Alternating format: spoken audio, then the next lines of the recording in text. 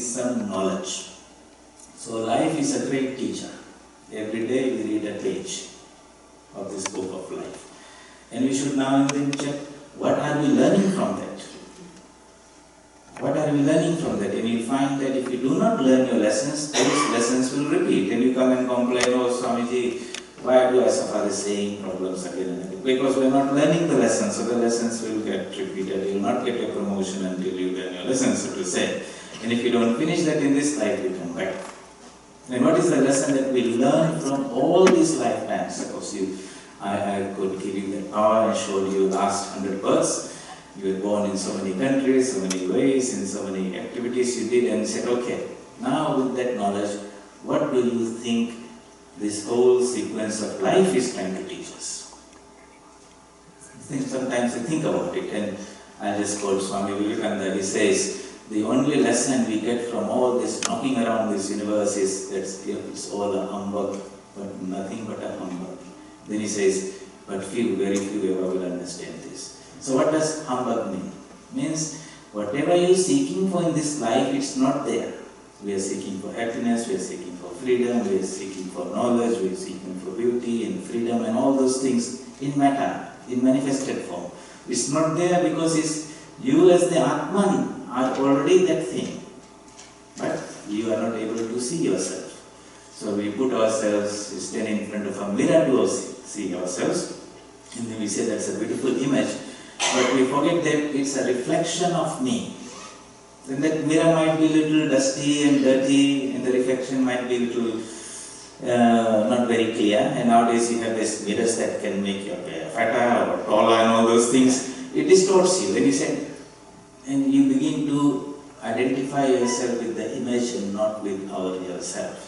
So this conception that we have of ourselves, Mr. XYZ, with our big CV and biodata and all that things. When I ask you who you are, you tell me the label that your mother and father have given you.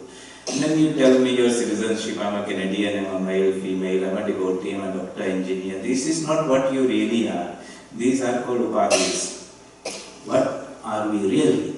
That is our Atman nature. And somehow that has become covered. Religion is about removing these coverings, discovery. Okay, and then we find within us that we are the ever-free Atman. Why can't we assert that right from the beginning that we are the ever-free Atman, like Swamiji says? He who thinks he is free is verily free. He who thinks is bound remains bound.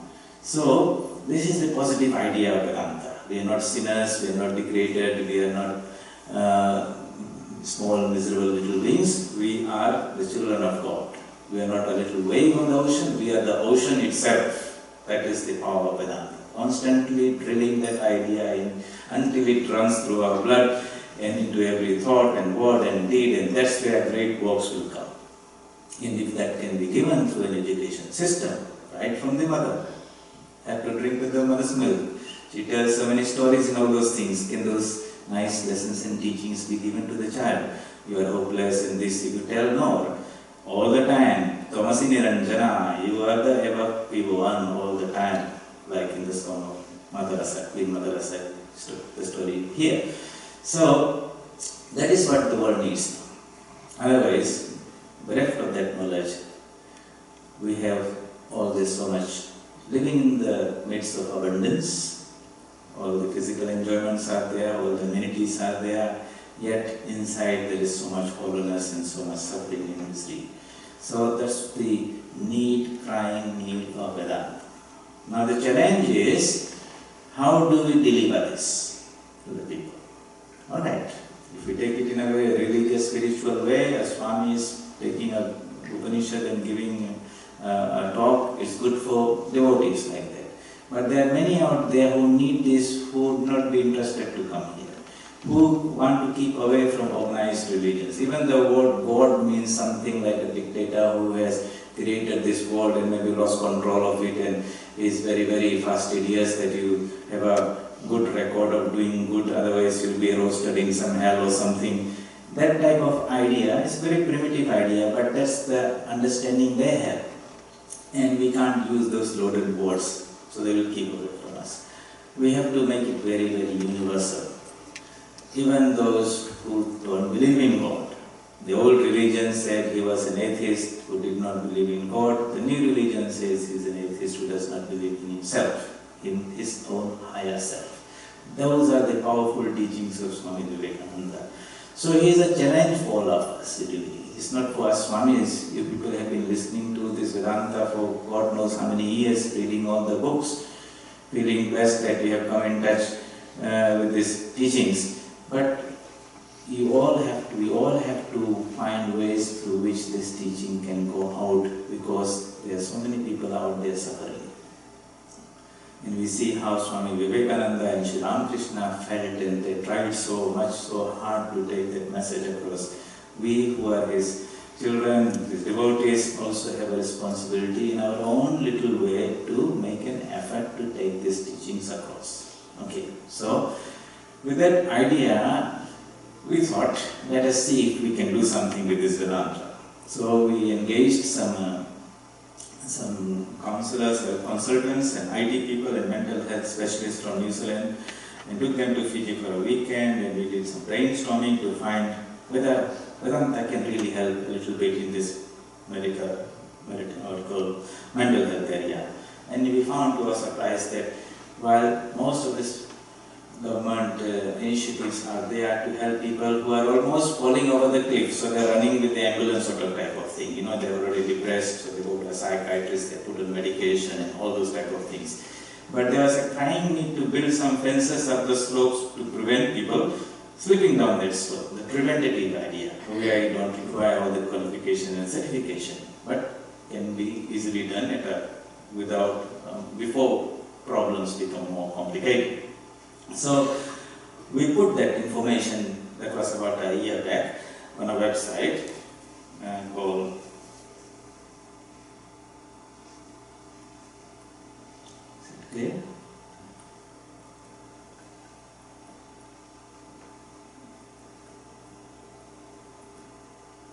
rkmglobal.org.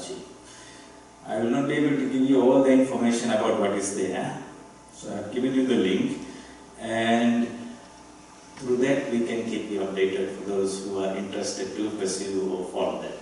Okay, that was done about a year back, and so we decided that we will pursue this idea, try to prepare a digital platform where the teachings of Vedanta can be organized in a very systematic way and given across the world, because everyone is, or most of the people are now connected through the smartphones and tablets and all those things. Alright, so they don't come to us, they can't come to us, they're too far away, maybe they don't even know that we are here or we have these teachings, but through technology we can reach out to them. So we have put that up there, it's about a year old, but before we went further, we thought it would be a good idea to reach out and visit our Swamis and devotees and people who might be interested in these projects and seek their views, their feedback, their comments, and any interest in participating in this particular project. Because we Swamis live in ashrams, we have our limited contact, we have got some idea about what the world is out there, but it's not the same way like a school teacher teaching students, or a housewife, or a nurse, or a doctor, or a businessman, or a student, or professor. So we need to get them on board to give the right feedback, and we can give the principles, but designing the application of those principles requires a co-design type of thing. And that's where we are reaching out to people out there who have been reading and trying to study this very, very seriously for a long time, and who would like to now process that information, so to say. It's good for yourself, you can eat the mango, but like Sri Ramakrishna says, some people eat the mango and wipe them out, others will eat the mango and share with others. You have come across these Vedanta teachings, it's good for you, but would you like to share this out with people? That requires a little bit more work. But it's hard, because Sri Ramakrishna says, a needle is necessary to kill yourself, but a sword is necessary to kill another. To destroy one's own ignorance, a little bit of knowledge, spiritual knowledge is sufficient. But when we take it to the masses, then you require to work much harder. So it's a pretty challenging exercise that we are venturing, but it has got its wonderful possibilities that, one powerful platform can be utilized throughout the world. Anyone, anytime, anywhere can access at their own pace and learn that. We Swamis then can engage at a different level where people who come to us have got a very good idea about Vedanta, but about conducting workshops and retreats and personally helping them, rather than simply every time, everywhere, giving the same lectures on Gita, Upanishads and all those things. We have a lot of content coming from our Swamis, from various centers. Slowly you can see how these YouTube channels and all those things are there. But again, one moment you can hear talk on Ashtavakra Samhita, next moment you are talking about some devotion and karma yoga and all those things, and people are randomly picking things. Can we organize them in a systematic way so that we start with the very basics and we take them systematically, step by step, until we feel that they have completed the whole course, we will get a certificate. Maybe we reach out to people who are dealing with these children, like a school teacher, a school counselor, where we design a specific course where Vedanta in very, very simple language, but not religious and spiritual. For example, we might talk about meditation or Vedanta teachings on depression. The moment you use depression, which has got a little bit of negativity associated with, people will not like it. They don't want to come and attend a course on depression because they don't want others to know. But if you say it's a course on mind management techniques, right? It's a course on mind management techniques, everyone comes as very nice. So in a different way, we try to take the same teachings that can be applied. And if it can be given to a teacher who is dealing with 100 students every day, and while she is teaching maths and chemistry and physics, she might just tell the story about the two birds and say, look, without telling the religious thing, and just bring out to them that, look, in life you'll get some bitter fruits also. But the bitter fruits are good teachers also. Change your perspective to them, don't run away from them, but try to learn the lesson from them. And if you form that habit of looking at everything as a challenge, as an exercise that will empower you, you will get benefited from that. Otherwise, only the suffering part will come, the knowledge part will not come.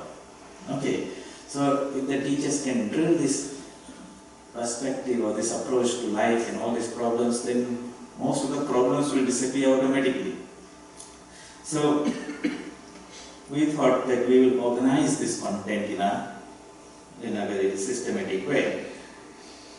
And this is the grid that we are thinking of. Okay? So, it's not going to be religious or spiritual. It's about not some God or something out there. It's about us. That's why somebody would go. It's a place of self-empowerment, self-development, irrespective of what faith and tradition we come from. Life is a journey. We are born, we have childhood, then we are teenagers, then we are youth, then we are young adults, then we are mature adults, then we are old age people, and then we are ready to depart from this transit long this world. Okay, so this journey is there, and we are all in different stages of it. So it's relevant to all of us. But we say that, look, we are not only physical beings, okay? We are not only a body, we are an emotional being also. Okay? That part of love and kindness, compassion, fear and all those things are there. That is there, whether it's trained and to be controlled or not is another thing. We are intellectual beings, so for that intellectual, using the mind, reasoning capacity and all those things are there. We are also moral and ethical beings. Okay? What is righteous and not what is my dharma, what is good for me from that spiritual point of view. How do we know and make those decisions in our modern day setting? And of course we are spiritual beings. Now this spiritual thing is almost missing from all, and that's the most important part of it, because from Vedanta point of view, deep within us we are that infinite existence, infinite knowledge, infinite bliss, infinite beauty, and that is at the spiritual level. And how do we draw that down? So, let's make it bigger.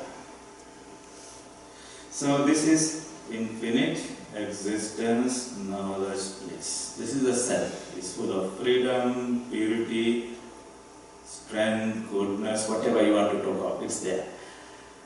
Having introduced that idea and given them a taste of it, we have to teach the next thing is that we need to draw that power from all that higher spiritual self within us to nourish these lower dimensions of personality. That is where the power is going to come. So when we are in a problem, we don't run to some consultant or some counselor or some psychiatrist, but we develop that technique that I will sit down and connect myself to that source and draw that energy that is necessary. So it's all about me right now. Hence the infinite possibilities that I will not use the word God or anything like this so far.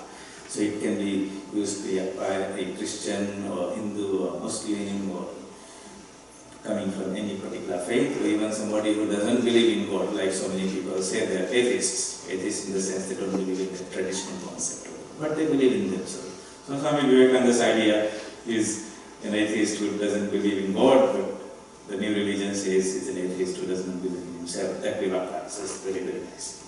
So we'll have this classification of these ideas in there, we can say, systematically classified. And we develop content so that when somebody comes, for example, a youth wanting to have some emotional help, he clicks onto that area and he finds good content in a very simple way which gives him the knowledge and other things also which I'll talk about, and he can apply that on his own, is accessible to it on a smartphone or tablet or something like this. This is how we can take Vedanta and broadcast it. Who is going to put the content? Swamis who are working from different centers for the training and the knowledge.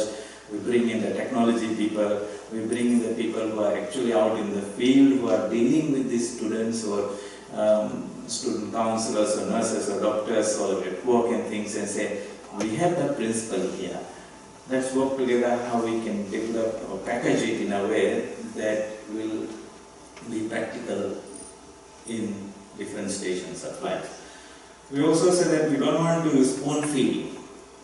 Okay, it's very easy, say, here's a medicine, take it and take this pill. Then it's not empowering them. They become dependent on you. Every time there's a problem, they will come, let's go to this site and find a solution ready-made for me. The idea would be making them, helping them stand on their own feet, so to say. So we introduce the principles, we give some examples. How many of you are aware of the idea of are in the field of education? Teachers? Anyone is aware of this concept of Bloom's taxonomy of cognitive development? Okay, every teacher should know that.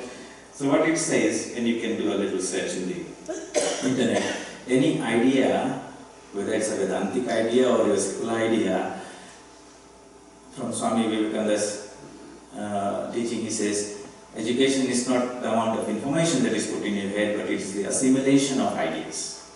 Okay, so assimilation, like food we eat, we chew it, we break it down, we put enzymes, we break them into sugars and amino acids, we absorb them into the blood.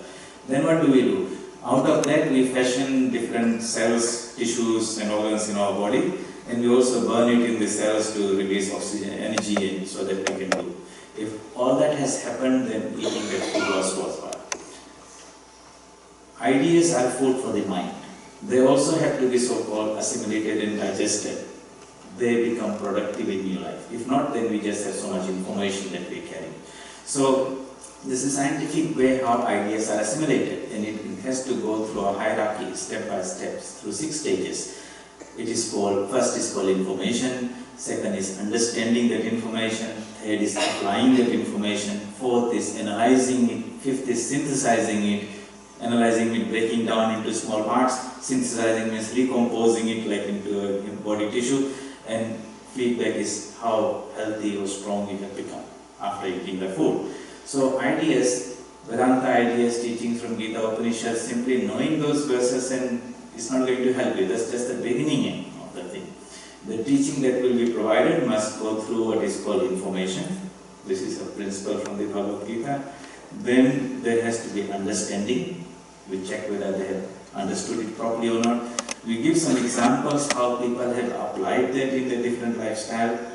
From practical situations, our teacher comes and says, I was having this challenge and I took this Vedanta principle and applied, and it helped me greatly. It shows that it's possible. And then we don't spoon feed them any further. We toss it back to the person and say, you think of a couple of situations in your own life where you would be able to apply this. We make them think. And then after maybe a one, so this is application and this is personal application. 1, 2, 3, like this. After 2 months, we bring that person back to that site and say, you said that you could apply that. Did you really apply that? Did it make any difference? So they get a taste that these are not simply ideas, but they are already beginning to have a positive, good, uplifting effect, empowering effect in the life. And if we do that systematically, then before long we know they will develop a toolbox of techniques. So when life problems will come, they know how to approach it, how to look at them, not to run away from them. They are not problems, but they are exercises. And they have seen other people applying it, they have tried and tested it, it's also good for them. And Vedanta has become practical in that life. Once that mind itself becomes strong, later on that becomes a tool for higher aspiration of liberation and mukti. Okay, this mind is weak. Swamiji said, I am Atma Balahinena Labdhya. This Atman is not to be attained by the weak. Physically weak, mentally weak, emotionally weak. If somebody says a small something and we begin to lose our peace of mind. If somebody praises me, I become extremely excited and happy. We are just slaves to somebody's words. And people don't care what they say. But they are tossing me up and down. And this is how we have disempowered ourselves, by surrendering our freedom into the hands of people, whether they are friends or relatives or society. And we become slaves to them. And then the society is making us jump and down. Now whom to blame? You can't say that person is not nice, he said something very unkind and charitable to me, he is a bad person. Or no. What is, you're getting from a Vedantic point of view, you will see this, that look at my plight, my situation. Somebody says a small word and I am miserable. Therefore, I can't change that person, but I am going to make myself so strong that whatever they say, I am not going to react to it. Now that is what Vedanta is all about, self-empowerment. It's about subjective change. It's about the caterpillar trying to become transformed into a butterfly. It's not trying to change the world, but it itself is changing. And that is the Vedanta solution to this. We can't change the world. Okay, the pendulum of life will swing. Happiness and misery, all those things will be there. And we are not trying to just always be happy, but we understand these things will come, we can't stop it. What we are seeking for peace of mind, not to be affected by this. And there is one place in that pendulum. Okay, so this is the pendulum is swinging here and there, is tied up there. Okay, there is one place in that pendulum which does not swing, and it is that point. Somewhere deep inside us is that point of perfect peace, peace that surpasseth all understanding, as Christ says in the Bible. If we reach that, or the closer we approach, then the swing becomes less and less. Okay, so we might not reach there in one shot, but as we move up, then the swing becomes less and less and less, and we feel that inner peace more and more and more. So, what would be the purpose of life? That life is a great teacher, and it's trying to show that there is no perfect peace and happiness and joy and all those things in this world. But inside me there is that point, and I am trying to now go back and reclaim that point within me. That is what Vedanta is trying to teach. And freedom, nirvana, self-realization, God-realization means arriving at that point within yourself. Call it the Atman, Brahman, God, whatever you want, terminology you want to use. So, that is how we want to approach it. How do we approach it? We want to put it all very systematically. Okay, so that we don't use the Vedanta language and all that. It's all about strength is life, weakness is life. Swami Vedanta says again and again and again. So again we do a table like that. And we are physical beings, body. We are emotional beings. We are intellectual beings. We are moral and ethical beings. And we are spiritual beings. And if to become strong is the goal of our life, okay, if I ask somebody, how do you make yourself physically strong? You will say, Swamiji, I will go to a gymnasium and do plenty of exercise. I said, you will do that, but you will feel very weak after that. isn't it? Because you need some good food. So, good food, nutrition, okay, plus exercise over a period of time, not once or twice only, gives you strength, physical. We all know that. Intellectual strength. Well, our society has created a wonderful education system. Right from childhood, we taught alphabets and numbers and sent to schools, and the whole curriculum organized in systematic way with exams and testing. Then you go to high school, then you go to a university, you take a particular discipline, you study for 5-7 years, whatever, you come out as a professional, as a doctor, engineer, accountant, whatever, and you fit into the society and be part of that machine that is churning, and you contribute something to that. So a very systematic training through which ideas are given. So ideas are food for the mind. Okay, so nutrition means ideas plus exercise. Exercise means that knowledge is given in small doses systematically, and so the book is divided into chapters. But you ever thought why those things called exercises are there at the end of the chapter? And there's something called an exercise book or something also. When you do that exercises, you develop that mental capacity to understand a complex situation and find a solution. So it gives you strength, intellectual. Okay, we understand that part of it. Spiritual. Okay, you want to have spiritual strength, so spiritual food comes from the scriptures, from Swamis. You read the Bible, the Quran, the Gita, the Upanishad, and all those things. You get the spiritual ideas there. So spiritual nutrition is spiritual. And exercises means your japa, your meditation, your karma, yoga, and all the seva and everything. You do this sincerely, with great systematically. You become spiritually strong. Now I ask you the question. Is there something in our education system or in our part of life where we are taught to become strong emotionally?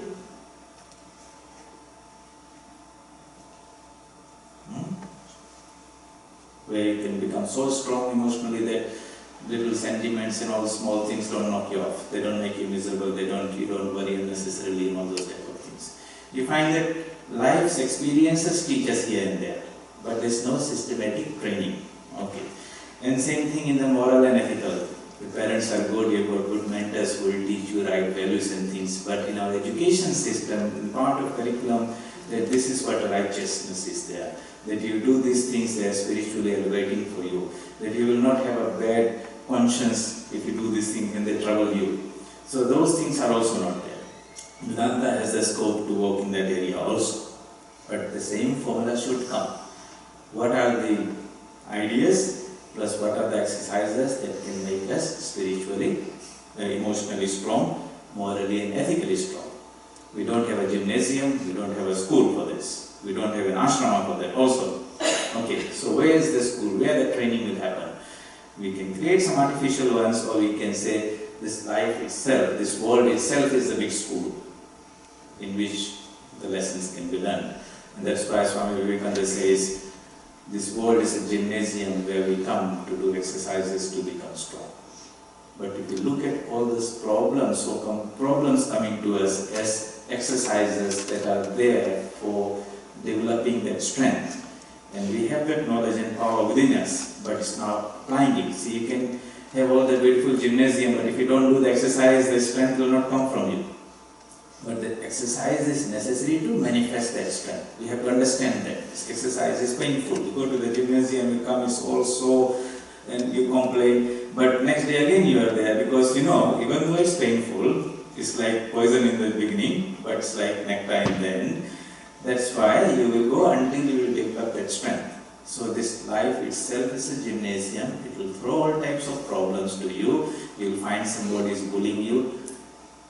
You can complain about that person, or you can say, let me see, I will try not to react to it. I will have that understanding and control that whatever the world throws at me, I am going to turn it into a positive something for me, to my advantage.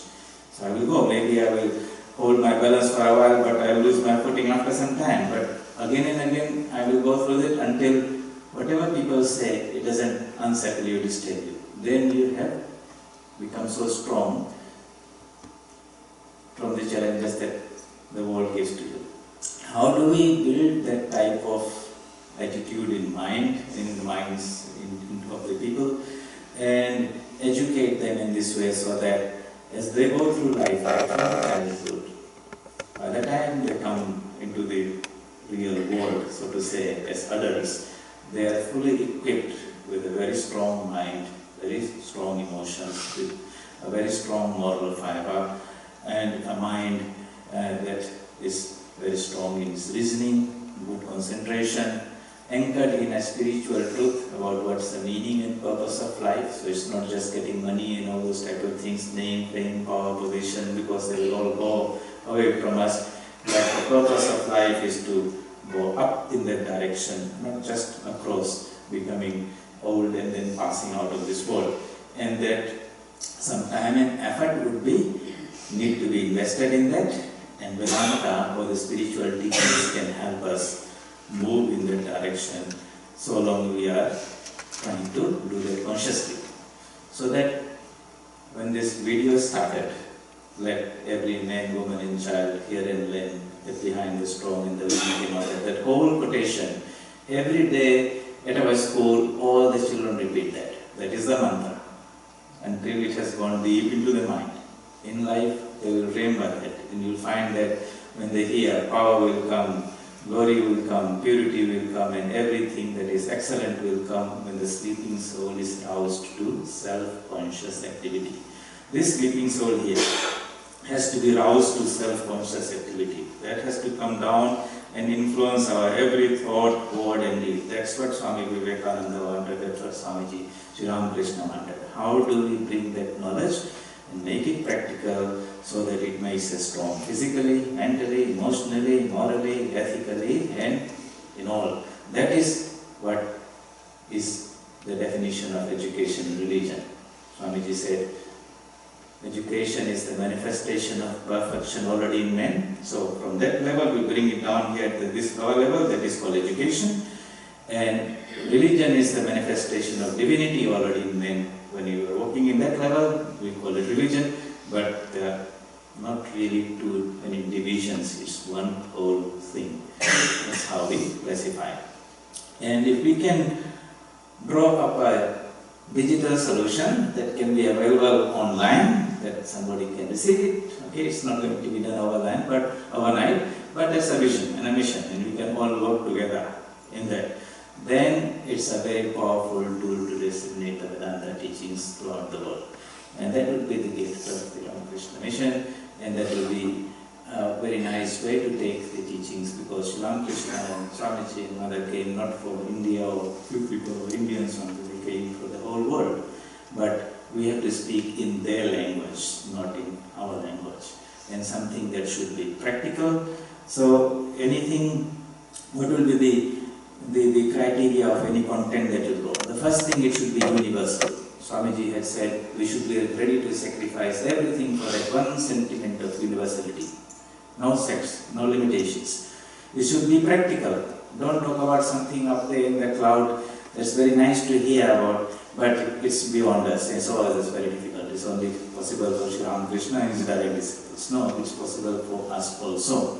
It should be engaging, because people don't want to listen to very long lectures and read long, read big books and things. Something short and simple, right to the point, small doses, drip irrigation.